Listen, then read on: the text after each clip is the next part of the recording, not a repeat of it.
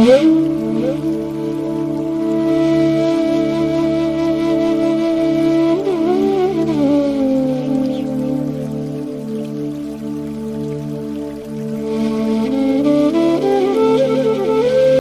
विनय जी। नमस्कार जी। आइए, आपका सुस्वागत है हमारी गौशाला पे। आप सभी लोगों को आज मैं विनोद कृपा गौशाला में लखनऊ में मेरा आज आगमन हुआ है। आज आपको मैं दर्शन करवाऊंगा और यहाँ पे जो अच्छा कार्य हो रहा है गौ माता के लिए उसके बारे में पूरी जानकारी भी दूंगा। तो आगे बढ़ते हुए इस गौशाला का देखेंगे तो सामने ही वो शेड्स बने हुए हैं और विनोद कृपा गौशाला आपके सामने लिखा हुआ दिखाई दे रहा है। ये पूरे यूपी ज़िले में आप समझ लीजिए कि बहुत बड़ी गौशाला है। 16 बीघा ज़मीन पर ये गौशाला है। जैविक खेती हो रही है यहाँ पे और गौ उत्पाद भी बहुत सारे हैं। नमस्ते विनय जी, स्वागत है आपका हमारी गौशाला पे। अच्छा लगा कि आपसे हफ्ते भर पहले सिर्फ बात हो रही थी और एक ही हफ्ते में आपने हमारा निमंत्रण जो है स्वीकार किया और यहाँ उपस्थित हुए हैं। ये बहुत ही बढ़िया और खुशी का पल है, ज्ञान लेने और ज्ञान देने दोनों के लिए। तो आशा करता हूँ आपका रास्ता व्यतीत अच्छे से हुआ हो। थोड़ी गर्मी ज़्यादा है, उसके लिए हम लोग कुछ नहीं कर रहे जी। आपके आने से हमें आशातीत प्रशंसा हो रही है।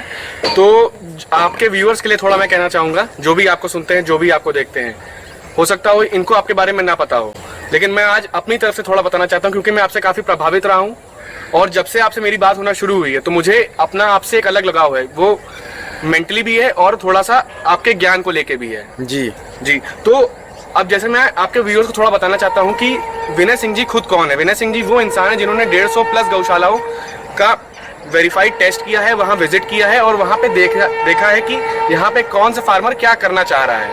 और इन्होंने 35 गुरुकुल और नाना प्रकार के मिल्किंग सेंटर्स में भी जो है अपना विजिट दिया है और वहाँ से ज्ञान जो है अपने यूट्यूब के माध्यम से हम में पहुँचाना चाह रहा है। तो अब इस ज्ञान को जो है हम और आप जो है इनके साथ आज हम स्वयं हम चाहते हैं कि हम खुद विनय जी का जो है एक छोटा सा इंटरव्यू इन्हीं के यूट्यूब चैनल पे लें। तो मैं आपको जरा इन्वाइट करता हूँ, सर आइए थोड़ा सा स्टेज शेयर करिए हमारे साथ।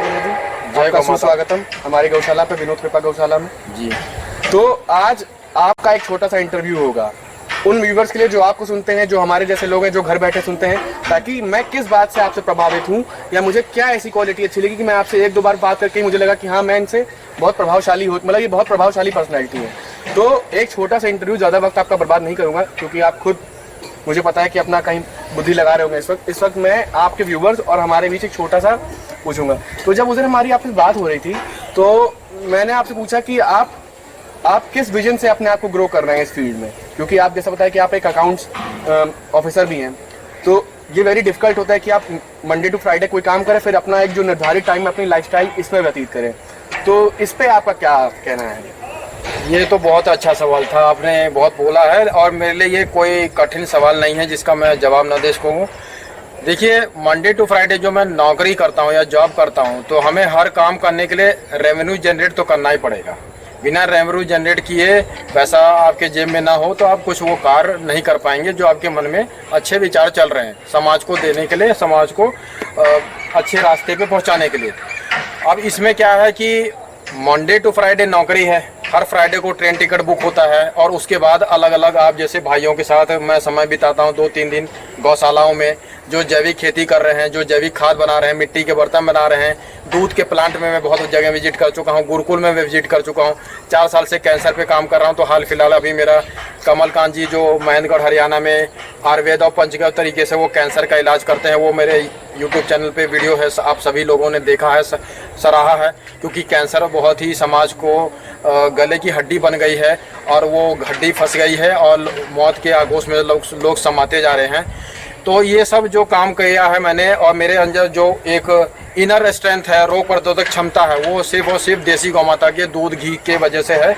इसमें कोई ताज्जुब या हैरान वाली होने वाली बात नहीं है, क्योंकि अगर आप दूध और घी का जो अमृत के समान है इस धरती माँ पे उसका सेवन करते हैं तो जिस तरह से एनर्जी लेवल आप लोग इतने सालों से मेरे बॉडी के अंदर, मेरे शरीर के अंदर देख रहे हैं और मैं कभी बीमार नहीं होता हूँ, कभी मैं बीमार नहीं हुआ 20 साल से।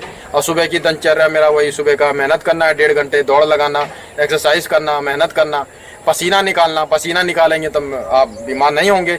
तो ये दूध और घी का ही कमाल है, इसमें मैं आपको यही जवाब देना चाहूँगा। जो लोग इसका पान करेंगे तो वो हम अमृत के समान और स्वस्थ रहेंगे। नहीं, बहुत बढ़िया लगा और वो दिख भी रहा है आपको देख के, आपकी ये जो अभी 39 साल उम्र हो गई मेरी। हाँ, तो उस हिसाब से हमें तो लग रहा है हम आपसे बड़े हैं लग रहा है। अब ये तो आपकी मुस्कान बता रही है कि आप ऐसा समझ रहे हैं। लेकिन गुरुजी हमको ये बताइए आप जरा कि आपको मोटिवेटेड क्या रखता है कि आप लगातार जो गौ माता की जुड़ना चाहते हैं या जुड़े रहते हैं, या फिर आप इतने सारे लोगों को सही चीज़ बता रहे हैं कि किस राह में सही जाना है, क्या करना है क्या नहीं, डूज एंड डोंट्स। तो आप मोटिवेट, आपको खुद क्या चीज़ मोटिवेट करती है? ये भी बहुत अच्छा सवाल था। मेरे जीवन में एक जो शख्स जी की राजीव दीक्षित जी की मैं बात कर रहा हूँ, उनकी एंट्री हुई 2013-14 में। एक किसी मेरे मित्र ने बताया कि आप इनको सुनिए तो आपको पता लगेगा कि वो किस तरह के वो परमात्मा थे। वो हमारे लिए गुरु भगवान है, सब कुछ है। वो क्या थे वो, तो मैंने जानने की कोशिश की तो मैंने ये देखा कि राजीव दीक्षित जी जो है पूरे भारत समाज को स्वदेशी चीज़ों के लिए प्रचार करते थे, गौ माता को बचाने के लिए काम कर रहे थे। वो विदेशी चिकित्सा को छोड़ के वो कहते थे भारत की आयुर्वेदिक चिकित्सा को अपनाइए। कॉन्वेंट स्कूलों में बच्चों को पढ़ाने लिखाने के बजाय आप वैदिक गुरुकुल में उनका बच्चों का दाखिला कराएं और बच्चों को सही रास्ते पे लेके जाएं। तो इस तरह से उनके बहुत सारे विचारों से मैं प्रभावित हुआ और हद से ज़्यादा प्रभावित हुआ। तो वो 2010 में तो हमें वो कहते हैं कि छोड़ के सिर्फ शरीर गए, लेकिन उनकी आत्मा हमारे अंदर रह गई। और वो आत्मा ही है और गौ माता के दूध घी का कमाल है, ये दो लोगों का कमाल है जिनके वजह से मैं काफ़ी ज़्यादा मोटिवेट हुआ। और अब ये काम मेरा चलता जा रहा है और आगे रुकने का नाम नहीं ले रहा है और ये अंत तक चलता ही रहेगा। काफ़ी सराहनीय जवाब है आपका और काफ़ी अच्छा लगा हमें सुनकर। तो गुरुजी सारी बातें तो हमने कर ली, अब हमको ये बताइए कि लखनऊ में आपका जब आगमन हुआ तो आपको कैसा लगा? यहाँ की हवा में मुस्कुराहट है, तो कैसा लगा जब आप उतरे? मुझे ये था कि जैसे ही मुझे पता लगता है कि मुझे किसी गौशाला में जाना है और गौ माता के पास जाना है, तो मुझे जितनी खुशी हो सकती है वो मैं शब्दों में बयान नहीं कर सकता। और दूसरा यही है कि मेरे को यही लगता है कि मैं अपना जो जीवन 2 दिन है, मैं प्रकृति, पर्यावरण और आप जैसे भाई लोगों के साथ में, अच्छे लोगों के साथ समय बिताऊंगा, ज्ञान की बातें आप लोगों से सीखूंगा और अपने चैनल के माध्यम से लोगों तक पहुंचाऊंगा। और वो मैं पहचानने में 100% पूरा मैं सफल हूं, इसमें कोई दो राय नहीं है। और मुझे यहाँ का जो माहौल है यहाँ गौशाला का, कि मैंने ये देखा कि लक्ष्मी नारायण देव गौशाला जो आपका नादियाद रेलवे स्टेशन से 15-20 किलोमीटर की दूरी पे है, वो गुजरात में आता है। स्वामी नारायण मंदिर का वो गौशाला है। वहाँ पे मैं गया था तो मैंने देखा नंदी जो गाय थी जिनकी सेहत नंदी की तरह दिख रही थी, मतलब इतनी अच्छी थी कि वो नंदी की तरह दिख रहे हैं। और बिल्कुल वैसा का वैसा ही बिल्कुल यहाँ पे आपकी गौशाला में माने सारी गौ माता को मुझे ऐसा लगता है कि गाय नहीं, वो सारी की सारी नंदी ही पाली हुई है आपने।